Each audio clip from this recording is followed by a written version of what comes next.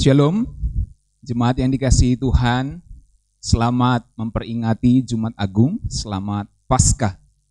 Pagi hari ini saya akan bicara dengan tema dosa dan kematian. Jemaat yang dikasihi Tuhan, tema Paskah nasional kita adalah kebangkitan Yesus Kristus mengalahkan maut, yang diambil dari Roma 6 ayat 9 sampai 10. Dengan subtema melalui momentum perayaan Paskah, GKII mengalami kuasa kebangkitan Kristus untuk memberi kita kemenangan atas dosa dan masalah kita guna mempersembahkan hidup bagi kemuliaan Allah. Dan ini diambil dari Roma pasal 6 ayat 1 sampai 14. Nah, di bawah kerangka pikir ini saya mau khotbahkan soal dosa dan kematian. Nanti saya akan menyinggung Roma pasal 6 ini di bagian akhir khotbah saya. Mari lihat apa yang sudah saya persiapkan. Seringkali kita bertanya begini, kenapa Yesus harus mati untuk semua manusia? Kok satu orang mati menggantikan manusia yang lain? Itu enggak adil. Jadi seringkali orang yang enggak percaya Tuhan Yesus ngomong begini, nggak adil dong, masa satu orang harus mati bagi semua orang? Bukankah Bible mengatakan, nah biasanya gitu ya, bukankah Bible, kalau saudara biasa di dunia apologetika, kalau orang sudah ngomong Bible, biasanya itu sudah tahu itu kelompok mana yang ngomong. Kan Bible ngomong setiap orang menanggung dosanya sendiri, diambil dari ayat Perjanjian Lama. Nah inilah yang perlu saudara ketahui. Kenapa Yesus harus mati untuk semua manusia? Saya mengajarkan kepada saudara dari sejak dulu bahwa Tuhan Yesus mati bukan untuk sebagian manusia. Kristus mati bukan hanya untuk orang-orang pilihan, tetapi Kristus mati untuk semua manusia. Baik yang akan masuk neraka nanti maupun yang akan masuk surga. Sampai di sini orang-orang yang berteologi tertentu sudah nggak suka dengan apa yang saya omongin. Kok Kristus mati untuk orang-orang yang akan masuk neraka? Nah, bolehlah kita berbeda pandangan, tetapi dengarkanlah apa yang saya paparkan ini. Bahwa Tuhan Yesus itu mati untuk semua manusia. Lalu kalau kita bertanya kenapa untuk menebus manusia berdosa, Yesus Kristus harus mati? Saya nggak pakai kata Tuhan Yesus supaya orang tidak selalu salah paham kok Tuhan mati. Jadi kekristenan ini memang unik saudara ya. Allah jadi manusia, Tuhan mati gitu. Jadi bagi orang-orang yang non-Kristen, yang nggak punya kerangka berpikir Alkitab dengan baik, mereka susah menerimanya. Kenapa untuk menebus manusia berdosa, Tuhan Yesus yang kita percayai itu harus mati? Nah, maka jawaban untuk pertanyaan-pertanyaan seperti ini harus kembali lihat sejarah awal manusia. Dalam hal ini kisah Adam dan Hawa. Jemaat yang dikasihi dalam Tuhan Yesus, kata mati pertama kali itu muncul di Alkitab, itu dalam kitab Kejadian, pasal 2 ayat 17. Yaitu saat Allah memberi peringatan supaya Adam tidak memakan buah pohon terlarang. Kalau kita baca Kejadian 2 dari ayat 16 sampai 17, mari kita baca bersama-sama. Lalu Tuhan Allah memberi perintah ini kepada manusia. Semua pohon dalam taman ini boleh kau makan buahnya dengan bebas. Tetapi pohon pengetahuan tentang yang baik dan yang jahat itu, janganlah kau makan buahnya. Sebab, nah ini perhatikan, sebab pada hari engkau memakannya, pastilah engkau mati. Inilah pertama kali muncul kata mati di dalam Alkitab. Nah saudara-saudara, jemaat yang saya kasih dalam Tuhan, sejak Adam dan Hawa makan buah pohon terlarang, maka kita tahu kematian menjalar pada semua manusia. Ini yang kemudian saya sebut dari bahasa Alkitab, manusia berdosa dan mengalami kematian di dalam Adam. Saya mau saudara bold saudara upper case kasih besar di pikiran saudara itu, mati di dalam Adam. Jadi sejak Adam dan Hawa berdosa, saya pakai kata Adam saja untuk selanjutnya. Sejak Adam berdosa, maka kematian menjalar pada semua manusia. Dan itulah yang membuat manusia berdosa ini mengalami kematian di dalam Adam. Kalau kita baca Roma 5 ayat 12 yang merupakan bangunan berpikir dari Roma pasal 6 yang merupakan ayat tema GKII nasional pasca ini. Nah, untuk memahami Roma pasal 6 kita harus memahami dulu Roma pasal 5-nya. Tentu tidak cukup waktu saya membahas di sini. Kalau saudara mau mendengar eksposisi atau penjabaran saya tentang Roma pasal 5 ini, saudara bisa lihat di playlist YouTube ini soal kitab Roma. Nah, di Roma 5 ayat 12 dikatakan begini, dosa masuk ke dalam dunia melalui satu orang. Dan dari dosa itu timbullah kematian. Akibatnya kematian menjalar pada seluruh umat manusia sebab semua orang sudah berdosa. Nah, jadi saudara perhatikan yang menarik di Roma pasal 5 itu, Rasul Paulus mulai hubungkan dosa Adam dengan hukum Taurat. Oke, naik dulu Jo, naik dulu, saya jelaskan sedikit. Perhatikan ya, dosa masuk ke dalam dunia melalui satu orang.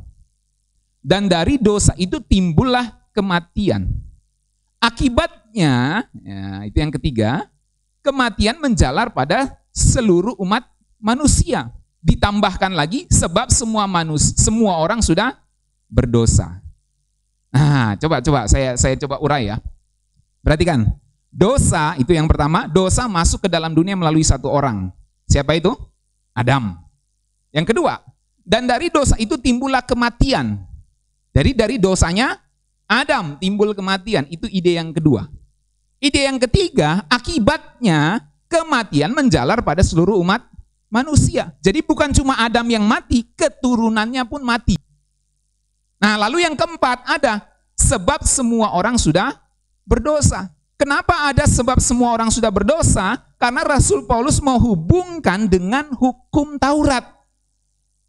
Jadi poin sederhananya gini, semua orang itu mati di dalam Adam karena Adam berdosa.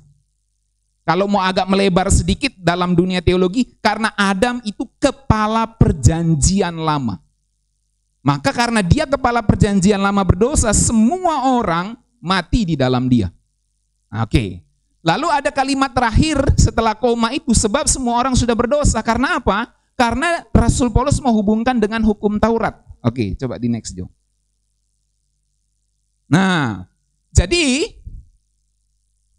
oke, langsung dulu Roma 5 ayat 13. Next lagi. Nah, perhatikan ya, sebelum hukum agama Yahudi diberikan, ini terjemahan bahasa Indonesia sehari-hari sepertinya. Ya. Jadi di Alkitab saya itu ada IBIS, Indonesia bahasa Indonesia sehari-hari dengan TB. Nah, kalau lihat terjemahannya ini IBIS ini ya. Jadi saya lupa taruh IBIS-nya. Sebelum hukum agama Yahudi diberikan, dosa sudah ada di dalam dunia. Tetapi dosa tidak dituntut karena tidak ada hukum yang bisa dilanggar. Nah, oke, next. Sekarang, ya naikkan ini. Jadi yang menarik di Roma pasal 5 itu saudara-saudara ya, Rasul Paulus mulai hubungkan dosa Adam dengan hukum Taurat. Intinya apa? Intinya gini, dosa itu enggak dituntut sebelum ada Taurat. Nah, dan Taurat itu adanya di zaman Musa. Kan kita tahu Adam, bla bla bla bla bla, Abraham, bla bla bla bla bla, 12 suku Israel, lalu ada Musa di situ. Jadi Adam, Abraham, Musa, taruhlah begitu paling gampangnya, ya kan? Adam, Abraham, Musa. Di Musa baru ada hukum Taurat.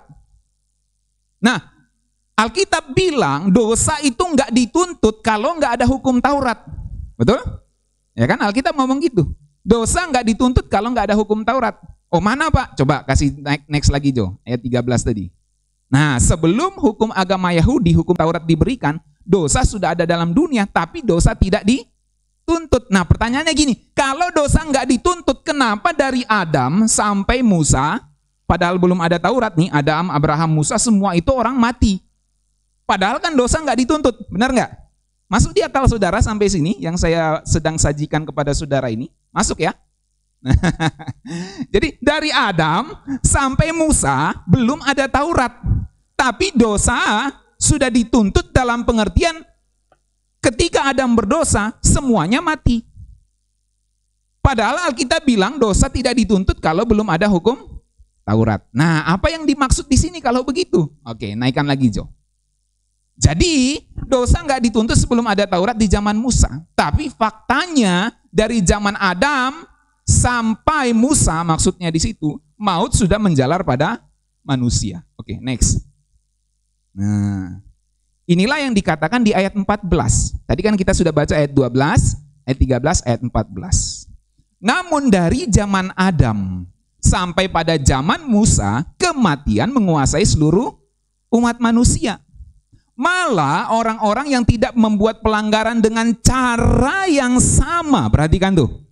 Orang-orang yang tidak buat pelanggaran dengan cara yang sama seperti yang dibuat Adam, orang-orang itu pun turut juga dikuasai oleh kematian.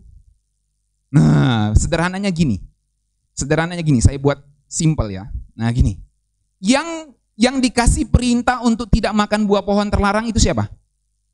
Adam kan? Musa dikasih perintah itu enggak? Abraham dikasih perintah jangan makan buah pohon terlarang enggak? Enggak kan? Karena Abraham belum ada. Jadi ketika Tuhan kasih perintah sama Adam, Adam jangan makan buah pohon itu.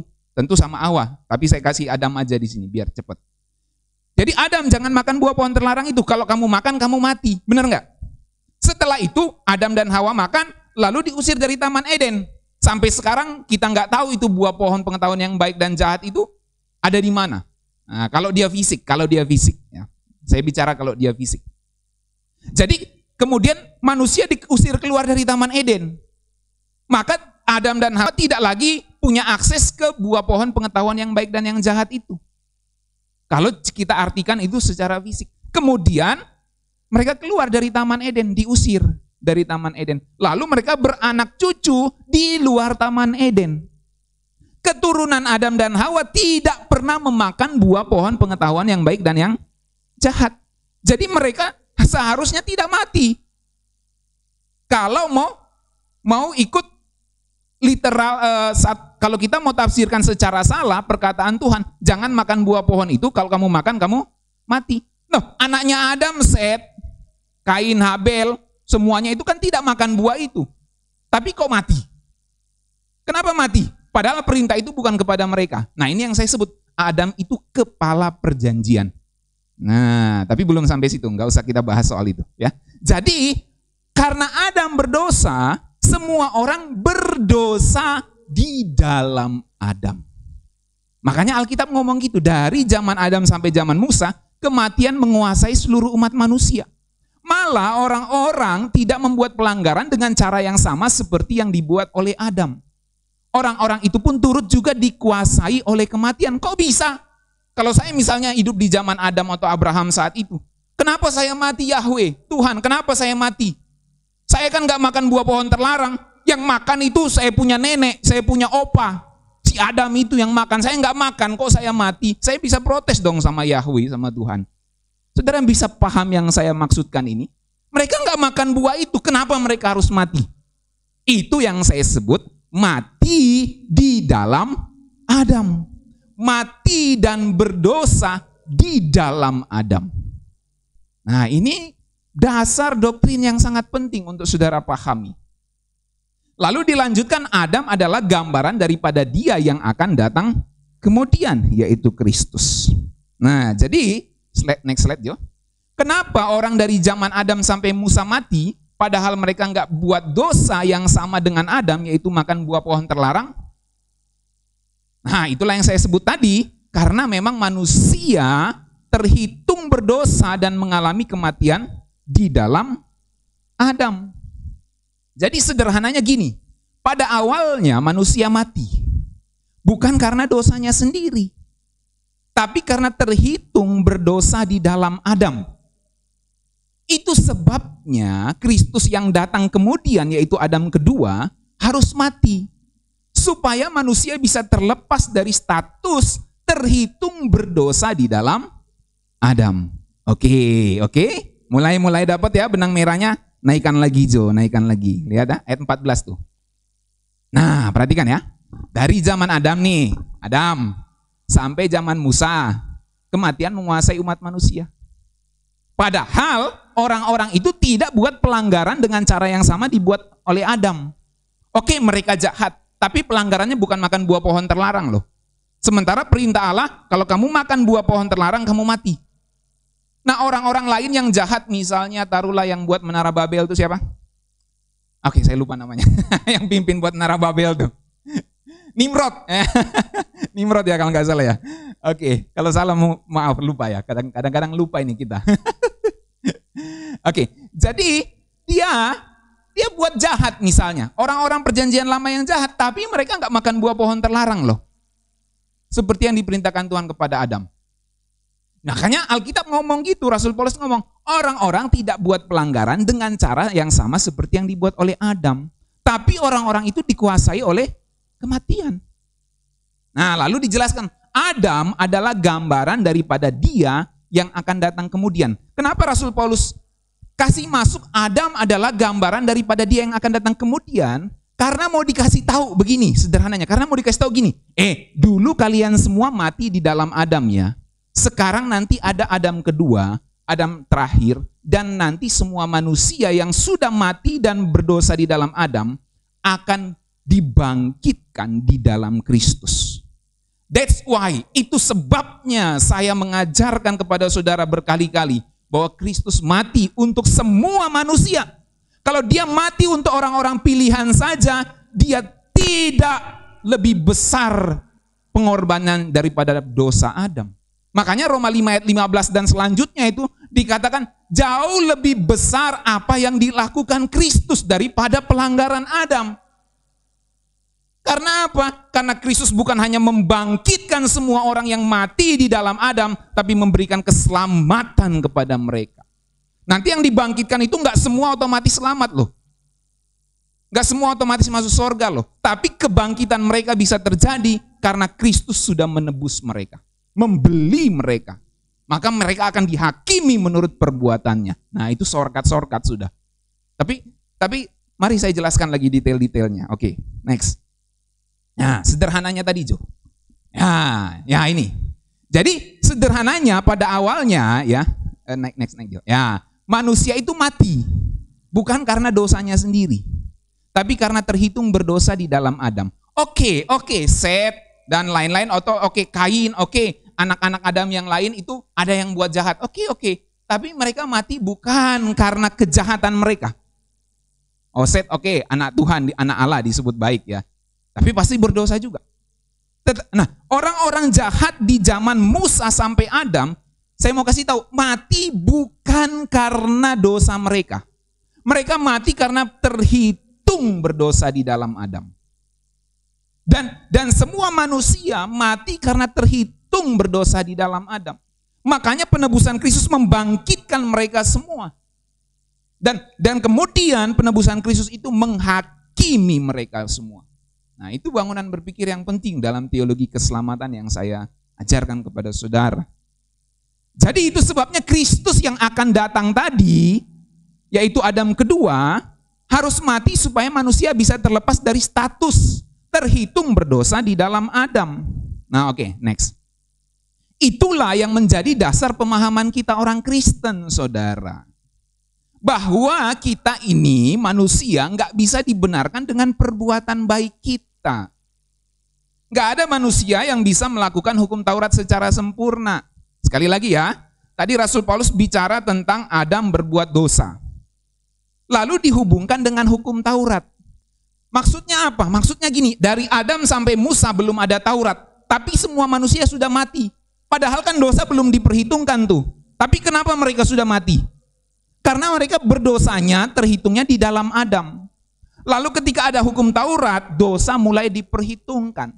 Hukum Taurat tertulis dalam hal ini dalam konteks bangsa Israel. Nah, saat itu bangsa Israel berusaha untuk melakukan Taurat. Dan ada satu hukum yang penting saudara pahami, orang yang melakukan hukum Taurat secara sempurna bisa dibenarkan. Yang melakukan secara sempurna. Memang Alkitab bilang tidak ada seorang pun yang dapat dibenarkan dengan melakukan hukum Taurat. Itu ditulis dalam konteks manusia memang tidak bisa memenuhi semua tuntutan Taurat. Tetapi kalau ada manusia yang bisa memenuhi semua tuntutan Taurat, maka dia bisa dibenarkan. Faktanya nggak ada yang bisa melakukannya. Itu sebabnya Alkitab dengan tegas menuliskan tidak ada seorang pun yang dapat dibenarkan dengan perbuatannya. Karena tidak mungkin dengan perbuatanmu engkau bisa dibenarkan karena memang kamu selalu melakukan kesalahan. Alkitab bilang kamu lakukan yang ini, kamu tidak lakukan yang itu, kamu berdosa. Nggak sempurna kan? Saya buat baik nih, saya bagikan harta saya kepada orang lain. Tapi dia suka iri sama yang lain. Atau dia suka main perempuan. Tapi dia baik hati itu. Tapi dia suka main perempuan. No. Ada orang yang baik, ya, tidak suka, dia suka membagi hartanya, tapi suka juga main perempuan. Jadi jangan saudara pikir bahwa manusia bisa melakukan hukum Taurat secara sempurna, nggak bisa. Makanya Rasul Paulus menulis dengan tegas, tidak ada seorang pun yang dibenarkan dengan perbuatan baiknya.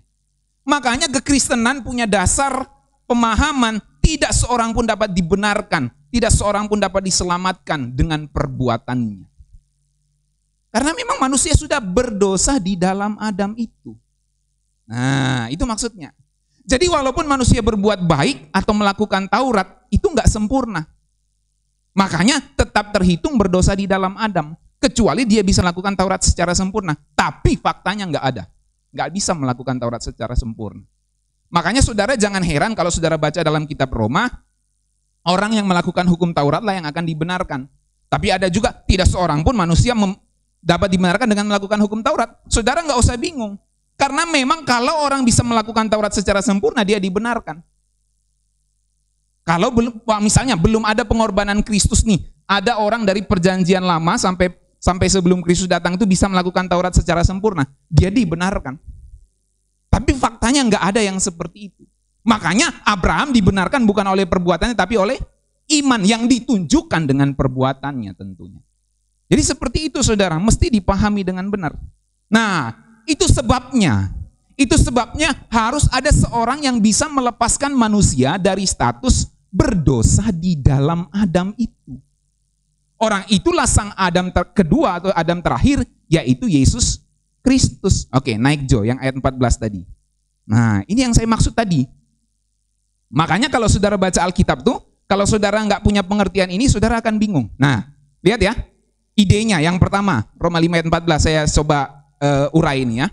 Pertama, dari zaman Adam sampai zaman Musa, kematian menguasai seluruh umat manusia. Itu yang pertama. Yang kedua, malahan orang-orang tidak membuat pelanggaran dengan cara yang sama seperti yang dibuat oleh Adam. Orang-orang itu pun turut mati. Itu yang kedua. Lalu yang ketiga, kok dihubungkan dengan Adam? Adam adalah gambaran daripada dia yang akan datang. Kemudian, kok dihubungkan Adam dengan Kristus? Karena mau dikasih tahu, orang-orang semua telah mati di dalam Adam, sekarang nanti semua orang dihidupkan di dalam Kristus. Mau dia percaya Tuhan Yesus atau enggak, dihidupkan di dalam Kristus. Itu maksudnya saudara. Jadi konteks di dalam Kristus di situ tidak menunjuk pada percaya kepada Kristus. Karena kalau kita baca kitab Roma, mulai Roma pasal 8, tidak ada penghukuman untuk orang yang ada di dalam Kristus, in Christ. Nggak ada penghukuman. Di dalam Kristus nggak ada penghukuman. Itu konteksnya di dalam Kristus untuk orang percaya. Artinya orang percaya maka dia disebut di dalam Kristus. Tetapi dalam konteks dibandingkan di dalam Adam dengan di dalam Kristus, itu bukan konteks di dalam Kristus ini berarti dia percaya kepada Kristus, bukan. Di dalam Kristus itu maksudnya dalam konteks hubungannya dengan Adam. Bisa saudara pahami? Semua orang mati di dalam Adam, maka semua orang hidup atau dibangkitkan di dalam Kristus. Pada perspektif itulah yang saya pahami Yesus menebus semua manusia. Karena semua orang bisa dibangkitkan, bisa dihidupkan karena dia menjadi juru selamat umat manusia. Itu maksudnya saudara. Nah, next.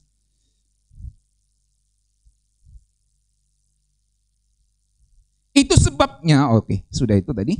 Nah, nggak heran Adam disebut sebagai gambaran Dia yang akan datang, yaitu Kristus. Kata gambaran di situ dalam bahasa Yunaninya tupos, tipe, model, pola, figur yang memiliki kemiripan tertentu dalam hubungan dan keadaan.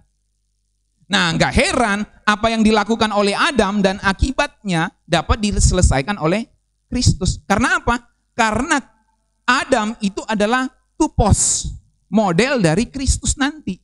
Artinya apa? Artinya apa yang dilakukan oleh Adam dan akibatnya dapat diselesaikan oleh Kristus. Yang dilakukan Adam adalah makan buah pohon terlarang, maka akibatnya semua manusia yang berada di bawahnya dia itu mati. Nah, maka Adam kedua yaitu Kristus menyelesaikan persoalan mati di dalam Adam itu. Bahkan jauh lebih besar dari apa yang dilakukan oleh Adam. Karena dia memberikan dirinya sendiri sebagai korban dan karena dia menyediakan kehidupan kekal bagi orang-orang yang percaya kepadanya. Itu maksudnya, saudara.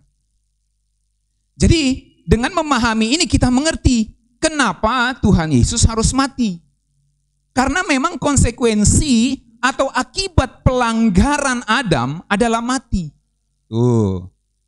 Jadi kan saudara tanya, kenapa enggak dihapus aja itu dosa manusia? Kan dia maha kuasa, dia maha kasih.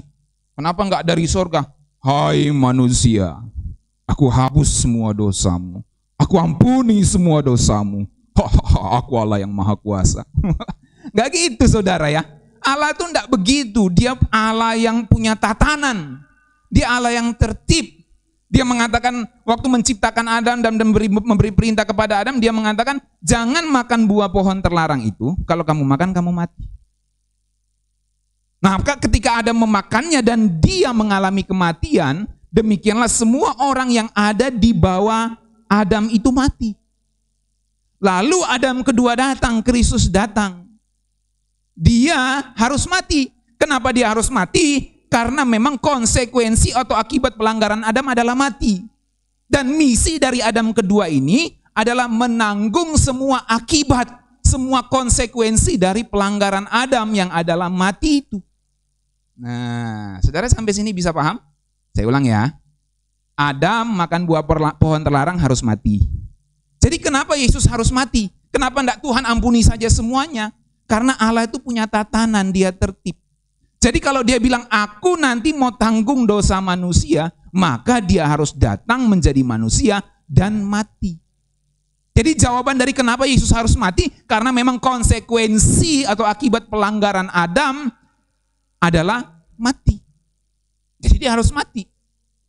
Maka dari situ kita mengerti Kristus itu adalah penanggung akibat dosa sehingga dia harus mati. Itulah yang kemudian dalam Alkitab diajarkan Tuhan Yesus itu adalah penebus. Dia adalah pengganti. Dan dia menebus untuk semua manusia. Dia menggantikan semua manusia. Kenapa dia menggantikan semua manusia? Sekali lagi ini kuncinya. Karena semua manusia mati di dalam Adam. Nah, itu ajaran Alkitab, saudara. Semua mati di dalam Adam, maka semuanya akan dibangkitkan di dalam Kristus. Tapi ingat loh, dibangkitkan bukan berarti semua masuk surga. Dibangkitkan untuk dihakimi. Nah, itu dia. Jadi bukan hanya menggantikan Adam, tapi semua manusia yang berdosa di dalam Adam. Itu maksudnya. Jadi nggak ada tuh Tuhan mati untuk sebagian orang yang sudah ditentukan sejak semula. Tuhan tidak mati untuk orang-orang ini, padahal mereka mati di dalam Adam. Loh, sebesar apa sih kuasa kasih Kristus itu? Ya dia tidak lebih besar lah kuasanya. Kalau semua mati di dalam Adam, terus dia mati hanya untuk orang pilihan. Tidak benar itu, saudara ya, pemahaman teologi seperti itu. Tidak benar.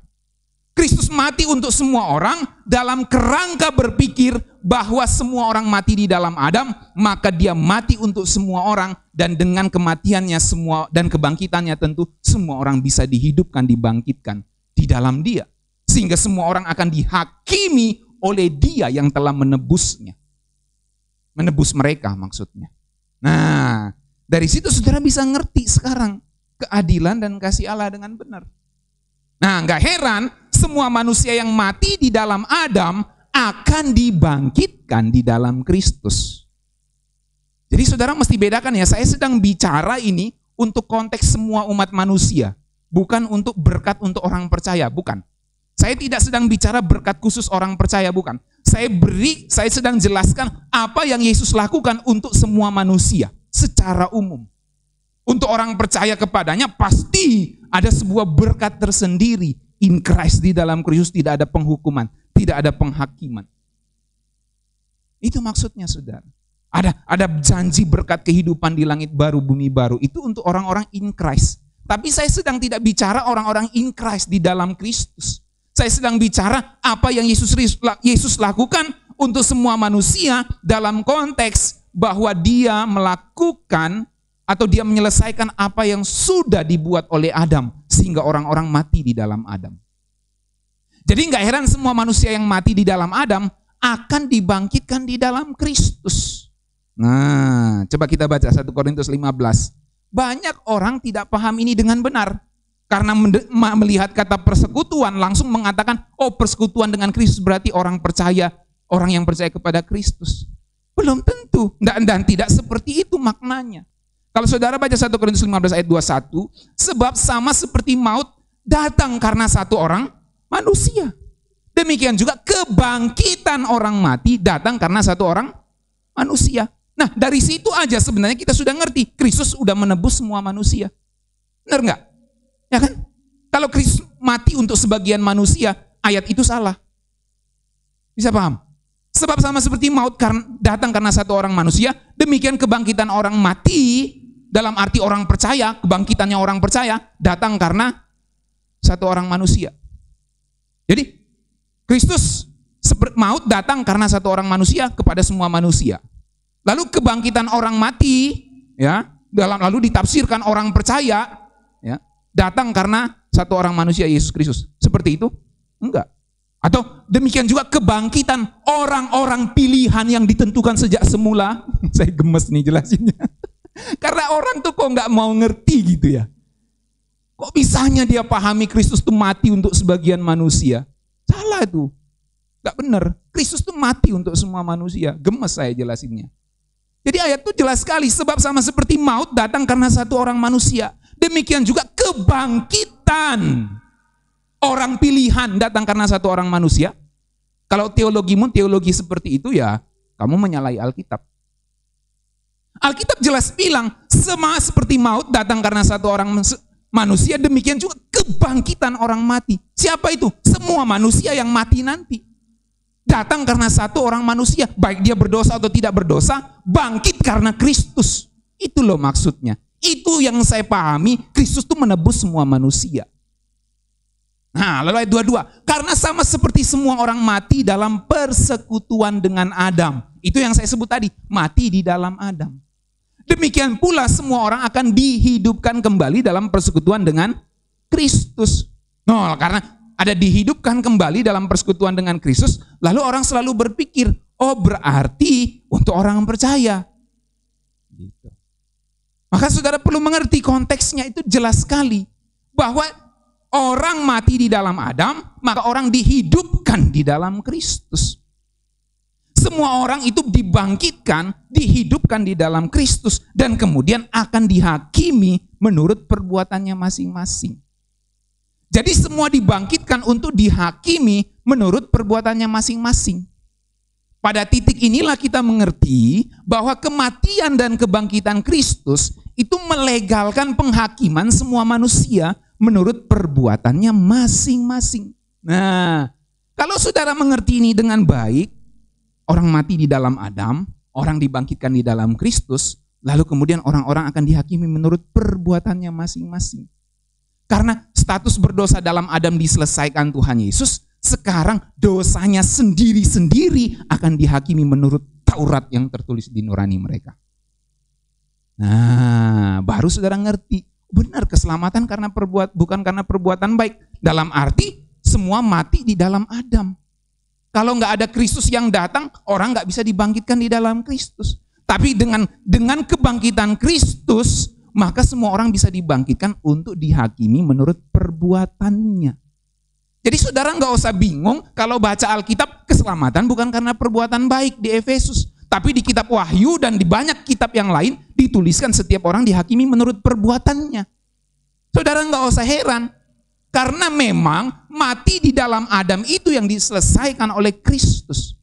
Nah, berkat orang percaya adalah ketika mereka berdosa dari diri sendiri mereka, bukan karena dosa di dalam Adam lagi. Ketika mereka berbuat dosa karena diri mereka, maka mereka bisa mendapat pengampunan. Itu sebabnya pengampunan hanya bisa didapatkan oleh orang yang ada di dalam Kristus. Pengampunan terus-menerus. Nah, itu berkat khusus orang percaya. Itu saudara. Jadi pada titik ini kita mesti ngerti bahwa kematian dan kebangkitan Kristus melegalkan penghakiman semua manusia menurut perbuatannya masing-masing. Jadi Tuhan itu adil. Dia enggak menghukum manusia karena berdosa di dalam Adam. Enggak, saudara. Tuhan itu adil. Sekali lagi ya, Tuhan kita adil. Dia tidak menghukum manusia karena berdosa di dalam Adam. Itu sebabnya Kristus datang menyelesaikan status mati di dalam Adam itu. Ya, maka semua orang bisa dibangkitkan. Ketika semua orang dibangkitkan, barulah bisa dihakimi menurut perbuatannya. Kalau Kristus tidak mati dan bangkit dari kematian, kalau Kristus tidak datang ke dunia ini, maka tidak ada penghakiman menurut perbuatan. Semua orang terhukum dengan status mati di dalam Adam. Semua orang berdosa masuk meluncur ke neraka dengan status mati di dalam Adam, dan dia mati, dia masuk neraka atau dia terhukum bukan karena perbuatannya sendiri, walaupun mereka berdosa, tetapi karena mati di dalam Adamnya. Gitu loh. Nah, karena mati di dalam Adamnya diselesaikan oleh Kristus, barulah setiap orang bisa dihakimi menurut perbuatannya. Bukan soal mati di dalam Adamnya lagi. Tuhan itu adil. Sudah bisa tangkap yang saya maksudkan ini? Nah, sehingga saudara nggak bingung lagi. Kan Alkitab bilang, keselamatan bukan karena perbuatan baik. Ingat loh, memang jelas bukan karena perbuatan baik itu. Kalau kamu bilang keselamatan karena perbuatan baik, kamu menyalahi ajaran Alkitab. Alkitab bilang tidak seorang pun dibenarkan karena perbuatan baiknya. Kalau Kristus tidak datang. Tetapi setelah Kristus datang, maka setiap orang akan dihakimi menurut perbuatannya. Nah, itu saudara perlu ngerti kerangkanya, ya. Jadi saya ulangi di sini, kebangkitan Kristus melegalkan penghakiman semua manusia menurut perbuatannya. Ah, Pak ngaco. No, kita lihat ayatnya. No. Kisah 17 ayat 30. Dengan tidak memandang lagi zaman kebodohan, maka sekarang Allah memberitakan kepada manusia bahwa di mana-mana semua mereka harus bertobat. Tuh. Ini Kristus sudah datang nih. Sudah mati semua untuk menyelesaikan status mati di dalam Adam. Harusnya kan udah selesai itu. Tapi ingat loh, manusia masih berdosa dari dirinya sendiri. Bukan lagi status mati di dalam Adamnya karena sudah diselesaikan oleh Kristus. Sekarang karena manusia masih terus berbuat dosa, maka ditawarkan keselamatan untuk keluar, untuk terbebas dari dosa itu. Jadi firman Tuhan katakan sekarang Allah memberitakan kepada manusia bahwa di mana-mana mereka semua harus bertobat. Jangan lagi salah-salahin Adam. Jangan lagi salah-salahin Adam. Kalau kamu berdosa saat ini, itu karena memang kamu mau berdosa. Karena Kristus kalau menghakimi manusia bukan karena kamu mati di dalam Adamnya, bukan karena Adam berdosa dan kamu akhirnya semua berdosa. Karena itu sudah diselesaikan oleh Kristus. Sekarang kalau kamu berdosa, kamu dihakimi karena memang kamu tidak menghargai kehidupan yang Tuhan berikan. Itu maksudnya, saudara. Makanya di mana-mana semua orang harus bertobat. Karena semua akan dihakimi menurut perbuatannya. Kalau nggak bertobat, you mati binasa. Bagaimana seseorang bisa bertobat keluar dari dosanya? Orang harus percaya kepada Kristus. Karena Injil itu kebenaran yang memerdekakan. Injil itu menyelamatkan. Dan pimpinan Roh Kudus itu bisa membuat orang terbebas dari kuasa dosa. Makanya orang harus bertobat. Kalau Kristus mati untuk semua manusia lalu semuanya otomatis masuk surga, ya nggak ada seruan bertobat. Kalau keselamatan karena semua ditentukan oleh Tuhan sejak semula, sebagian dipilih selamat, sebagian ditentukan binasa. Nggak ada itu berita harus bertobat dalam Alkitab. Oh, ini saya kemarahan ilahi nih. Dan panggilan ilahi untuk kita semua harus bertobat. Di mana-mana firman Tuhan bilang harus bertobat semua manusia. Padahal Kristus sudah datang loh itu. Tapi kenapa masih harus ada berita pertobatan? Karena Kristus mati menyelesaikan status dosa di dalam Adamnya itu. Tapi dosamu sendiri harus kamu perhitungkan di hadapan Tuhan. Loh, Tuhan Yesus nggak mati untuk saya yang berdosa. Kamu terhitung hidup di dalam Kristus kalau kamu percaya kepadanya. Makanya efektif penebusan itu hanya bagi orang-orang percaya. Efektifnya penebusan itu hanya bagi orang-orang percaya. Gitu saudara. Karena pengampunan terus-menerus hanya didapatkan kepada orang yang percaya. Tapi jangan permainkan kasih karunia Tuhan. Nah, lalu kemudian ayat 31. Karena ia telah menetapkan suatu hari pada waktu mana ia dengan adil akan menghakimi dunia oleh seorang yang telah ditentukannya. Jadi Bapa sudah menentukan suatu hari pada waktu di mana Bapa di sorga akan menghakimi dunia ini oleh seorang yang telah ditentukannya. Siapa itu? Yesus Kristus. Jadi Bapa menentukan Yesus Kristus untuk menghakimi dunia ini. Kok itu Yesus Kristus, Pak? Itu lihat aja nya besar. Mau diteguhkan lagi, baca ayat selanjutnya. Sesudah ia, Bapa, memberikan kepada semua orang suatu bukti tentang hal itu dengan membangkitkan dia, Yesus, dari antara orang mati. Dalam konteks ini Bapa disebut sebagai pribadi yang membangkitkan Yesus Kristus dari antara orang mati. Nah, ketika Bapa membangkitkan Yesus Kristus dari antara orang mati, tujuannya apa? Tujuannya untuk menghakimi dunia ini. Loh, kan dia sudah mati dan bangkit. Kok kenapa ada penghakiman lagi? Nah, dihakimi menurut apa? Alkitab catat menurut perbuatannya. Kok bisa menurut perbuatannya? Karena status berdosa di dalam Adam sudah diselesaikan. Nggak ada lagi kamu berdalih bahwa karena Adam berdosa maka saya ikut berdosa. Nggak bisa berdalih. Karena Kristus sudah selesaikan itu. Makanya di mana-mana, naikkan Jo. Di mana-mana semua harus bertobat. Jelaskan saudara? Nah, kalau kita paham seperti ini baru kita bisa memahami Alkitab dengan benar. Jadi jelas semua dibangkitkan. Perhatikan, semua dibangkitkan untuk dihakimi menurut perbuatannya masing-masing. Pada kerangka pikir inilah saya memahami Yesus Kristus itu mati untuk semua manusia.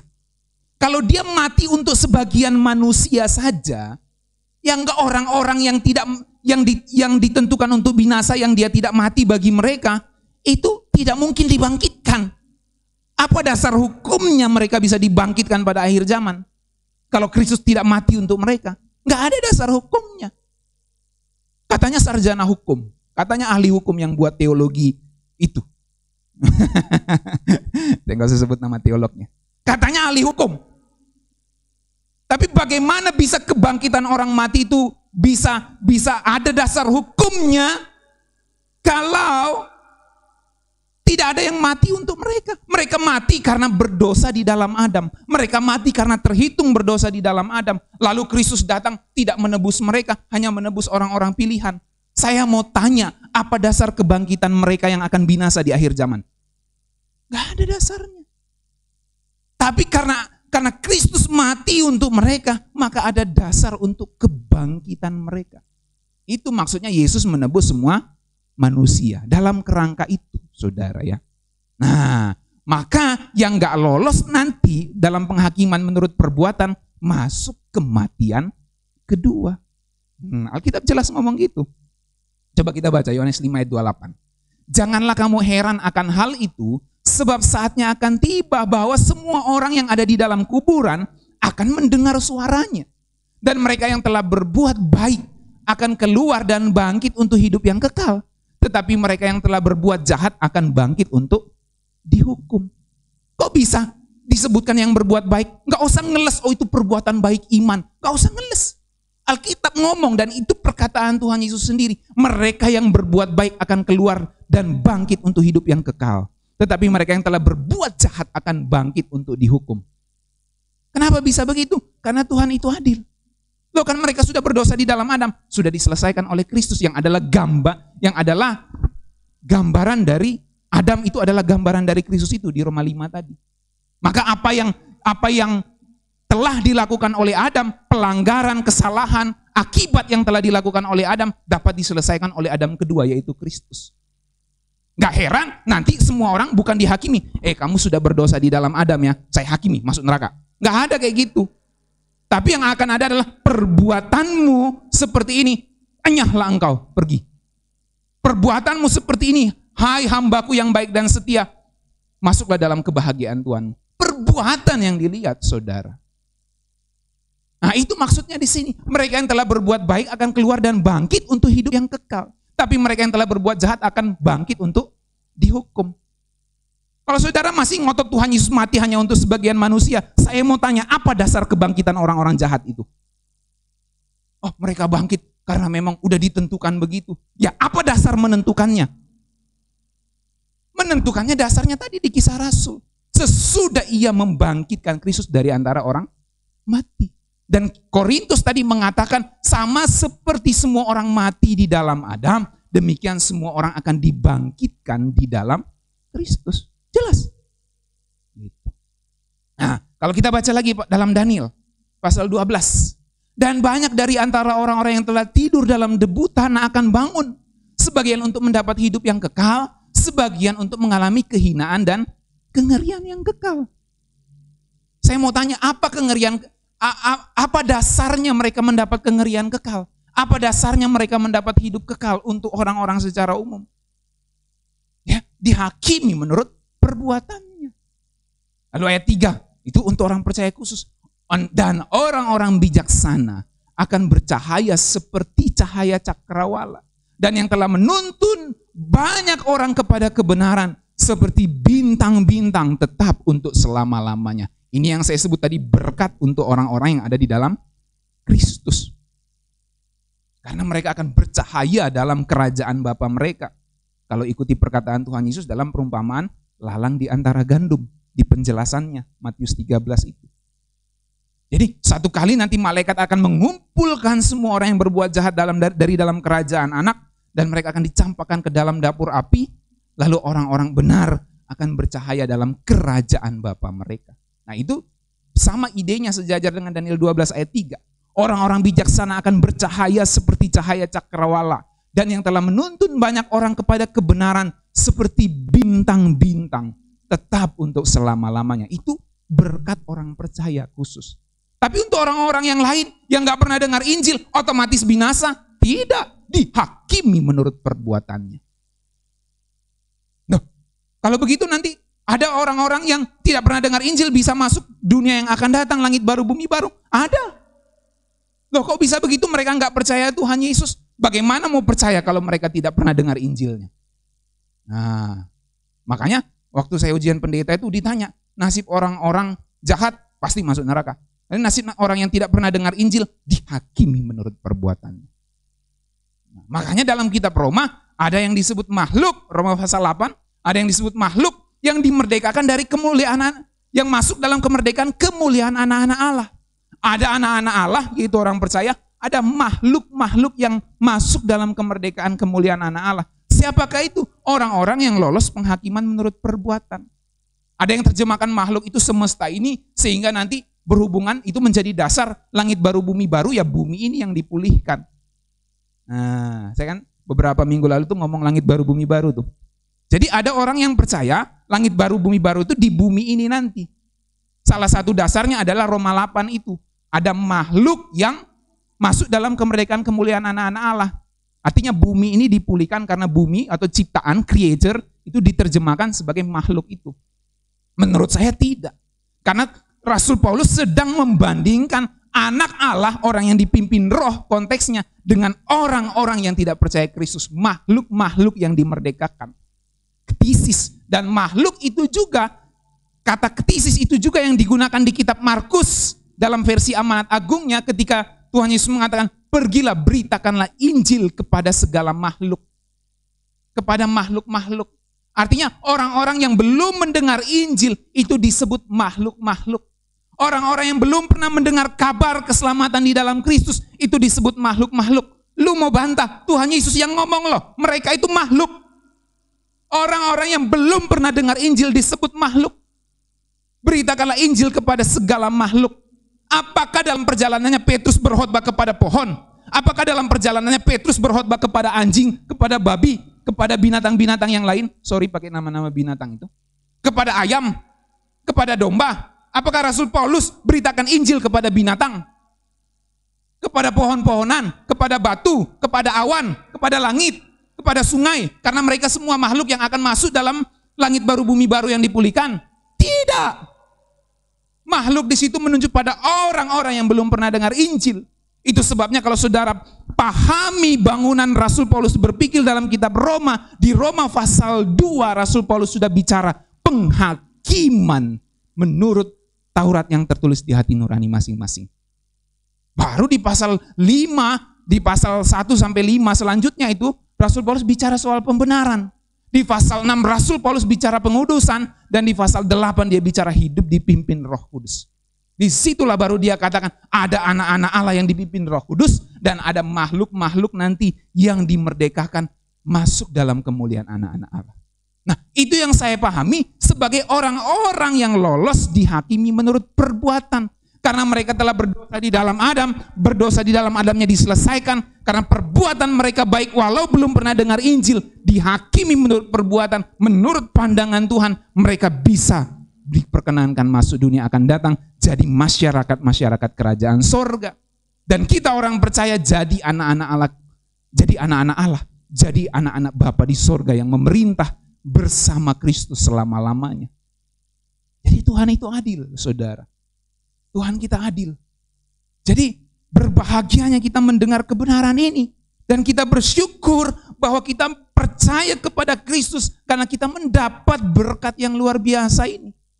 Kalau saudara pikirkan masa hidup saudara yang hanya singkat, masa hidup kita yang hanya singkat ini saudara. 70-80 tahun saja. Lalu kita mati, kita jadi apa? Tapi kalau kita tahu kita ada di dalam Kristus dan kita mati nanti, kita memerintah bersama Kristus. Itu kebahagiaan, itu berkat yang besar, saudara. Karena kita tahu setelah kita mati, kita akan dihidupkan bersama Kristus dan memerintah bersama dengan Dia sebagai anak-anak Bapa di sorga. Itu yang disebut mendapat kemuliaan kekal. Orang-orang yang hidupnya seperti cahaya cakrawala, seperti bintang-bintang. Tetap untuk selama-lamanya. Jadi luar biasa kebenaran ini. Makanya kalau kita baca Wahyu 20 ayat 13 ya. Maka laut menyerahkan orang-orang yang mati yang ada di dalamnya. Itu kalau saudara baca di judul Lembaga Alkitab Indonesia diberikan judul Penghakiman Tahta Putih.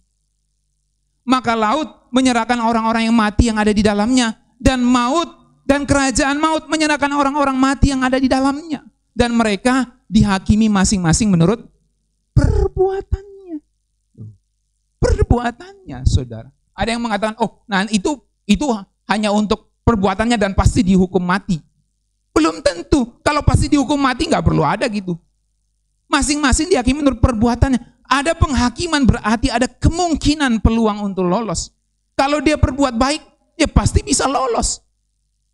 Apakah jadi memerintah bersama Kristus? Tidak, dihakimi menurut perbuatannya. Orang percaya, itu berkat spesialnya.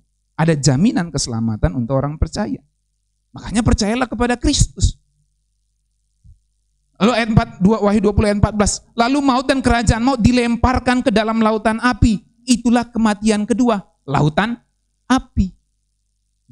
Jadi orang kan sudah mati nih pertama kali. Kalau Tuhan belum datang, kita mati nih. Mati pertama kali. Kita semua mengalami kematian pertama. Kalau Tuhan belum datang misalnya, saat kita mati. Ya. Kemudian kita akan dibangkitkan. Semua orang akan dibangkitkan. Yang tidak lolos penghakiman menurut perbuatan, Alkitab ngomong loh, yang nggak lolos penghakiman menurut perbuatan baru mengalami kematian kedua. Loh, mereka kok dihakimi menurut perbuatan? Sekali lagi, kenapa dihakimi menurut perbuatan? Karena status mati di dalam Adam sudah selesai. Sudah diselesaikan oleh Kristus. Sehingga setiap orang akan dihakimi menurut perbuatannya. Mereka nggak bisa berdari lagi karena Adam berdosa, makanya saya berdosa, nggak bisa lagi. Makanya Alkitab bilang di mana-mana semua orang harus bertobat. Nggak bisa lagi kamu salahin Adam, nenek moyangmu yang sudah berdosa ribuan tahun lalu. Nggak bisa, Karena semua itu sudah diselesaikan oleh Kristus. Tapi kalau Kristus tidak datang mati untuk semua manusia, maka kamu bisa salahin Adam. Seandainya pun penghakiman terjadi, seandainya begitu, taruh lagi itu. Seandainya penghakiman terjadi tanpa ada Kristus mati untuk semua manusia, tanpa ada Kristus datang jadi juru selamat umat manusia, maka semua orang akan bisa menyalahi Tuhan Allah di sorga. Hei Tuhan Allah, kamu membuat saya mati berdosa di dalam Adam. Itu baru bisa salahin Tuhan. Makanya kita Roma mengatakan tidak ada yang bisa menang melawan penghakiman Tuhan, melawan pengadilan Tuhan. Tidak ada yang bisa menang melawan apa yang Tuhan buat untuk dunia ini. Karena semua perbuatannya itu adil dan benar. Makanya kita bisa menyanyikan, besar dan ajaiblah karyamu, adil dan benarlah jalanmu. Saya nggak akan menyanyikan besar dan ajaiblah karyamu, adil dan benarlah jalanmu kalau Kristus tidak mati untuk menyelesaikan status berdosa di dalam Adam. Nggak akan saya nyanyikan itu. Karena saya tahu dia tidak adil. Tapi karena dia sudah mati menyelesaikan status berdosa di dalam Adam dan sudah diperintahkan dalam Alkitab semua orang harus bertobat, barulah saya bisa menyadari dan menyanyikan dengan benar. Adil dan benarlah jalanmu, Raja segala bangsa, yang maha kuasa, mulia namamu. Makanya dalam kitab Wahyu itu saudara ya, karena kita sedang belajar kitab Wahyu nih di Rema Bible Teaching. Dalam kitab Wahyu itu penuh pujian dari para makhluk surgawi. Ajaib, adil dan benarlah Tuhan kita. Kenapa mereka bisa menyanyikan itu? Ditentukan oleh Tuhan, disetting oleh Tuhan otaknya para malaikat, makhluk surgawi itu untuk dinyanyikan. Bahwa dia adil dan benar, padahal dia enggak adil dan benar. Enggak. Karena mereka memang menyadari bahwa Tuhan adil dan benar. Semua makhluk dihakimi menurut perbuatannya. Kok bisa? Karena Kristus sudah menyelesaikan dosa di dalam Adam itu. Nah, jadi ini penting saya ulang-ulang. Makanya ada kematian kedua. Kenapa ada kematian kedua? Karena semua yang mati dibangkitkan. Dan dasar kebangkitannya adalah kebangkitan Kristus. Semua dibangkitkan, dihakimi menurut perbuatan. Kok perbuatan? Karena dosa di dalam Adam sudah selesai. Nah, dihakimi menurut perbuatan yang enggak lolos, masuk ke dalam kematian kedua. Maka semua orang dihukum bukan karena Adam berdosa. Semua orang dihukum karena kamu sendiri tidak mau bertobat. Kan? Jadi nggak bisa salahin Adam lagi tuh manusia. Sejak Kristus datang ke dunia ini, perhatikan, saya quote ini. Sejak Kristus datang ke dunia ini, tidak ada lagi orang yang bisa menyalahi Tuhan karena Adam berbuat dosa. Nggak ada lagi. Saya ulangi, sejak Kristus datang mati dan bangkit. Sejak Kristus datang mati dan bangkit. Tidak ada lagi manusia pun yang bisa, satu manusia pun yang bisa menyalahkan Tuhan karena Adam sudah berbuat dosa. Tidak ada lagi orang yang bisa menyalahkan Adam karena dialah semua manusia bisa berbuat dosa. Nggak ada lagi.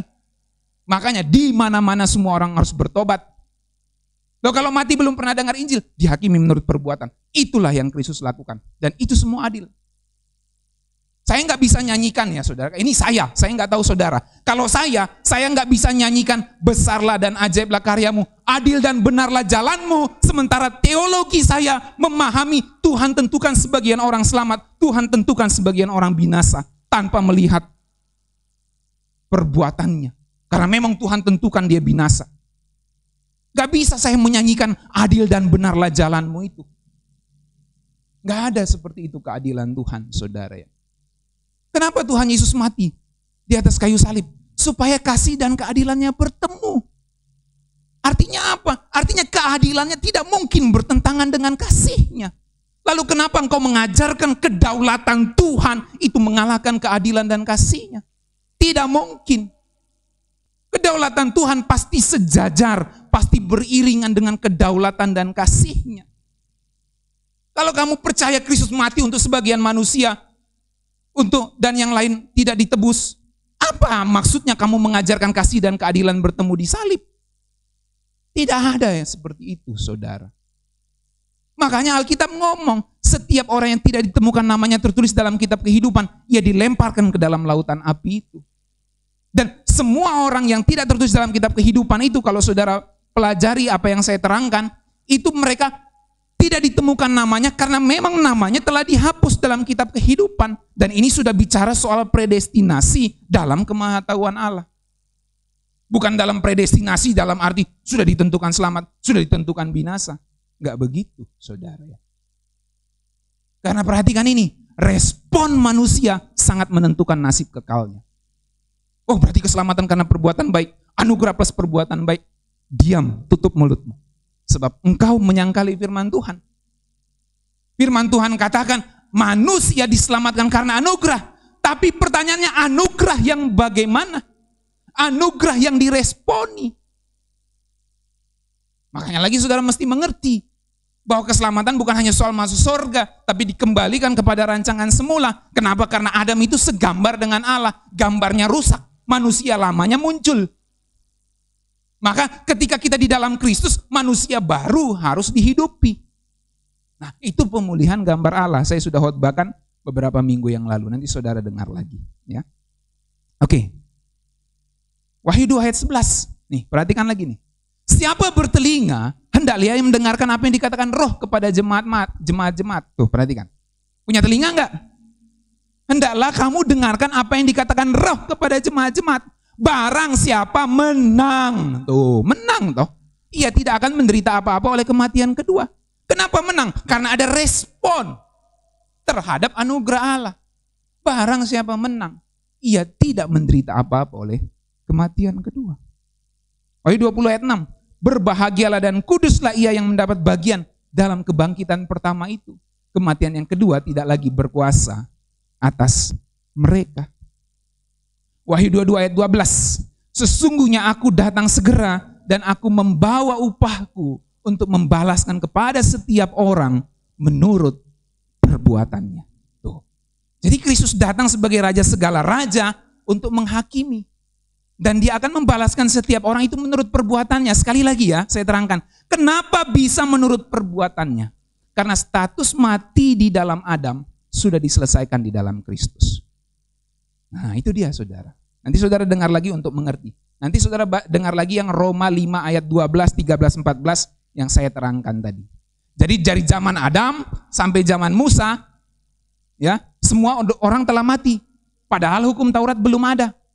Setelah hukum Taurat ada, manusia mulai diperhitungkan dosanya, kata Alkitab. Loh, ini kan sudah diperhitungkan dosanya, maka mati. Tapi yang sebelum ada hukum Taurat kok bisa mati? Karena berdosa di dalam Adam. Nah, lalu Rasul Paulus jelasin, semua orang tidak bisa dibenarkan karena melakukan hukum Taurat. Karena memang nggak ada yang bisa melakukan hukum Taurat secara sempurna. Kenapa nggak ada yang bisa melakukan Taurat secara sempurna? Karena ada ini, yang dari zaman Musa sampai Adam nih sudah ada mati nih. Karena semua mati di dalam Adam. Baik yang ada sebelum Taurat maupun yang ada sesudah Taurat, semuanya mati di dalam Adam. Nih saya kasih tunjuk tangannya ya. Adam, Musa, dan semua manusia. Semua manusia. Semua yang mati dari zaman Adam sampai Musa itu mati, padahal nggak makan buah pohon terlarang. Lalu semua yang mati di bawah hukum Taurat dari zaman Musa sampai zaman sekarang ini, ya, itu mati karena apa? Bukan karena dosanya saja, tapi karena berdosa di dalam Adam. Nah, Tuhan Yesus datang untuk menyelesaikan status mati berdosa di dalam Adam itu. Dan karena dia sudah menyelesaikan status mati berdosa di dalam Adam, maka semua orang bisa dibangkitkan di dalam Kristus untuk dihakimi menurut perbuatannya.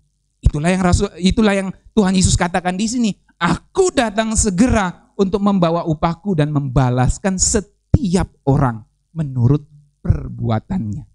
Tuhan Yesus nggak bisa ngomong, aku balaskan setiap orang menurut perbuatannya, kalau dia tidak datang menjadi juru selamat umat manusia. Kalau dia tidak datang menyelesaikan status mati di dalam Adam itu. Dia nggak bisa ngomong ini. Tapi karena dia bisa menyelesaikan status mati berdosa di dalam Adam, maka dia bisa mengatakan sebagai hakim, sebagai raja segala raja, aku membalaskan setiap orang menurut perbuatannya. Karena aku menghukum kamu bukan karena dosa di dalam Adam lagi, tapi karena kamu berdosa tidak mau bertobat. Nah itu maksudnya. Karena kamu berdosa dari dirimu sendiri dan tidak mau bertobat. Ketika ada panggilan datang, di mana-mana semua orang harus bertobat, engkau tidak bertobat. Kamu dihukum karena itu. Tapi kalau engkau bertobat, engkau melakukan perbuatan yang baik, Aku akan membalas setiap orang menurut perbuatannya. Kata Tuhan seperti itu. Nah, dengan pemahaman dasar ini baru kita bisa ngerti Roma 6 dengan benar. Saya cepat aja untuk bacakan ini saja. Roma 6 ayat 1, jika demikian apakah yang hendak kita katakan? Bolehkah kita bertekun dalam dosa supaya semakin bertambah kasih karunia? Jadi ini mulai masuk kepada orang percaya. Tadi umum, sekarang mulai masuk kepada berkat orang percaya. Loh, kan Kristus sudah mati untuk semua orang tuh, ya. Dan kalau semakin banyak dosa, semakin banyak kasih karunia ditambahkan oleh Tuhan. Itu di ayat 5 pasal ayat-ayat terakhir. Lalu ayat 6, jika demikian apakah yang hendak kita katakan? Bolehkah kita bertekun dalam dosa supaya semakin bertambah kasih karunia itu? Rasul Paulus bilang gini, diam kamu. Kira-kira gitu ya. Kalau Rasul Paulusnya itu saya misalnya, diam kamu gitu. Tapi Rasul Paulus pakai kata gini, sekali-kali tidak. Bukankah kita telah mati bagi dosa? Bagaimanakah kita masih dapat hidup di dalamnya? Nah, lalu ayat 3. Atau tidak tahukah kamu bahwa kita semua yang telah dibaptis dalam Kristus telah dibaptis dalam kematiannya? Dengan demikian kita telah dikuburkan bersama-sama dengan Dia oleh baptisan dalam kematiannya. Supaya sama seperti Kristus telah dibangkitkan dari antara orang mati oleh kemuliaan Bapa, demikian juga kita akan hidup dalam hidup yang baru. Ini berkat untuk orang percaya khusus disampaikan Rasul Paulus pada jemaat. Gitu. Nah, kalau di pasal 5 tadi dia bicara secara umum bahwa semua orang mati di dalam Adam, maka semua orang dibangkitkan di dalam Kristus. Sekarang untuk orang-orang percaya, jangan kamu terus-menerus berbuat dosa. Sebab kita sudah dikuburkan bersama-sama dengan Kristus dalam kematiannya. Kita menjadi satu dalam kematiannya. Itu yang dilambangkan dengan baptisan. Makanya baptisan air itu penting. Dan baptisan air itu menjadi tanda bahwa orang mau hidup masuk dalam hidup yang baru. Masuk dalam hidup yang baru yaitu kehidupan yang dipimpin oleh Roh Kudus. Lalu ayat yang kelima, sebab jika kita telah menjadi satu dengan apa yang sama dengan kematiannya, kita juga akan menjadi satu dengan apa yang sama dengan kebangkitannya. Bukan hanya kebangkitan untuk dihakimi, tapi kebangkitan untuk masuk dalam kemuliaan kekal. Karena Kristus bangkit untuk memerintah sebagai raja. Demikianlah orang percaya bangkit untuk memerintah sebagai raja bersama Kristus selama-lamanya di langit baru bumi baru. Wahyu pasal 22. Karena kita tahu bahwa manusia lama kita telah turut disalibkan supaya tubuh dosa kita hilang kuasanya, agar jangan kita menghambakan diri lagi kepada dosa. Ayat selanjutnya, saya rasa itu sudah jelas. Sebab siapa yang telah mati, ia telah bebas dari dosa. Jadi jika kita telah mati dengan Kristus, kita percaya bahwa kita akan hidup juga dengan Dia. Nah, oke, saya terangkan ini sedikit. Naik Jo sedikit. Ya, perhatikan ya. Manusia lama kita telah turut disalibkan. Nah, manusia lama telah turut disalibkan. Artinya manusia lama kita mati disalib. Nah, lalu ayat yang ke-7. Sebab siapa yang telah mati, ia telah bebas dari dosa. Jadi bagaimana kita bisa bebas dari dosa? Matikan manusia lamamu. Bagaimana bisa matikan manusia lama?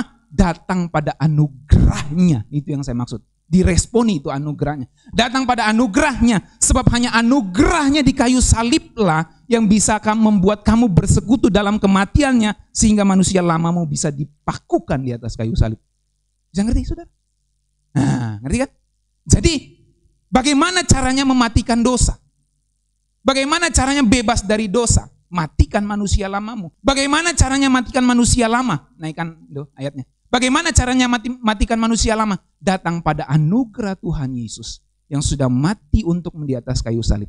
Sehingga kamu bisa bersekutu dalam kematiannya. Supaya manusia lamamu dipakukan di atas kayu salib itu. Itu sebabnya bagi orang percaya secara status manusia lama kita sudah dipakukan di atas kayu salib. Sekarang bagaimana kita membuat status manusia lama sudah dipakukan di atas kayu salib itu sebagai keberadaan. Sebagai sebuah fakta hidup bahwa kita sudah mematikan manusia lama. Itulah perjuangan orang Kristen. Itu saudara. Berbeda dengan orang yang belum percaya Injil. Mereka nggak bisa memakukan manusia lama mereka sebab mereka belum terima anugerah, belum percaya kepada Kristus dan belum pernah dengar Injil, belum pernah dengar ada model bahwa Kristus sudah memakukan manusia lamanya di kayu salib. Mereka nggak bisa mendapat pola itu kalau tidak diberitakan. Itu sebabnya Injil harus diberitakan. Ayat 10. Sebab kematiannya adalah kematian terhadap dosa satu kali untuk selama-lamanya. Dan kehidupannya adalah kehidupan bagi Allah. Jadi Kristus mati terhadap dosa dan hidupnya adalah hidup bagi Allah. Nah ini ayat 11 saya suka. Demikianlah hendaknya kamu, demikianlah hendaknya saya memandangnya. Bahwa saya, bahwa kamu, bahwa kita telah mati bagi dosa. Tetapi kita hidup bagi Allah dalam Kristus Yesus. Sama seperti Yesus itu saudara. Jadi saya mau akhiri dengan kalimat ini. Dosa itu saudara buat kita kecanduan. Manusia lama itu buat kita kecanduan. Tidak ada yang kebal dengan ini.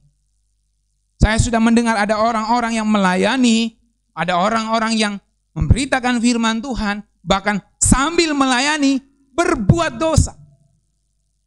Dosa itu buat kita kecanduan.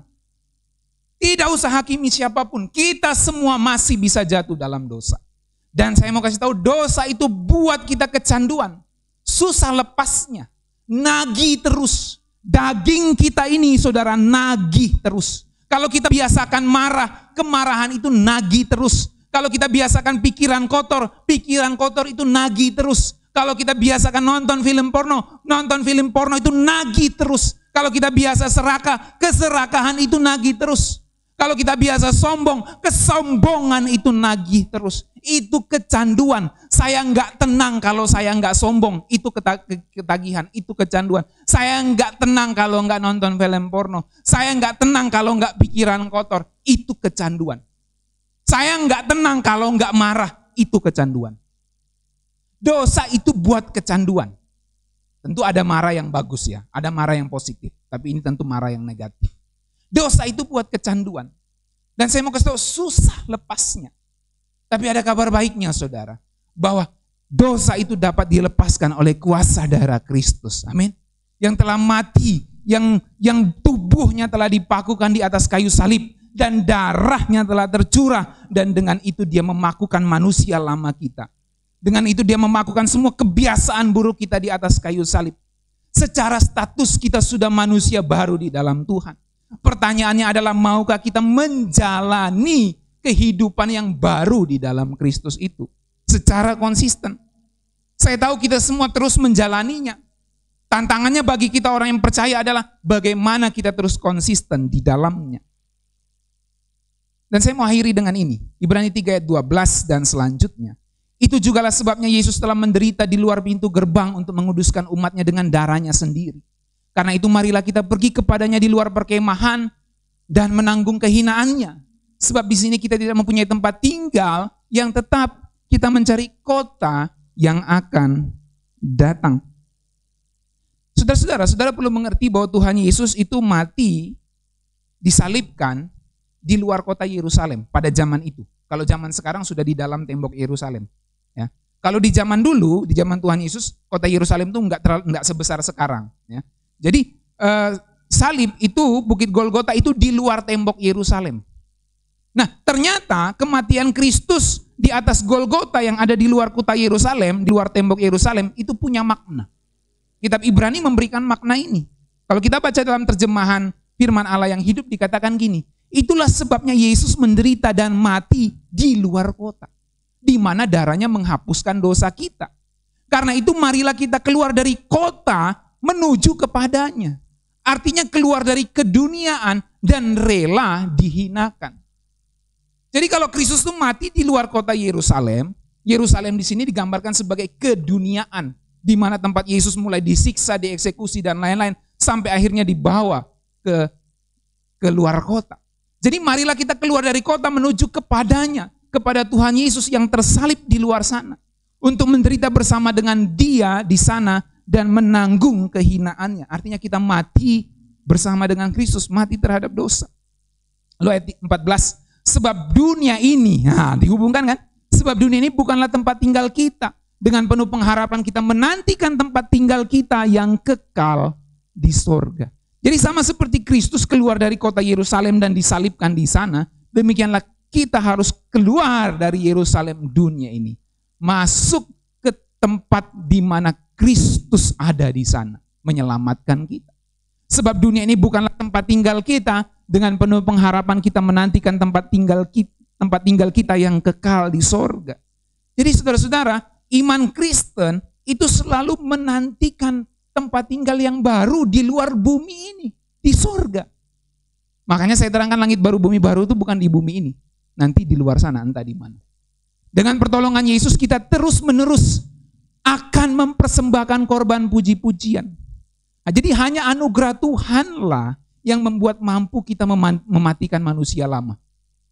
Tanpa anugerah Tuhan, sehebat apapun psikolog, sehebat apapun konselor menolong kita, kalau psikolognya itu tidak di dalam Tuhan, dia tidak akan menolong kita secara sempurna.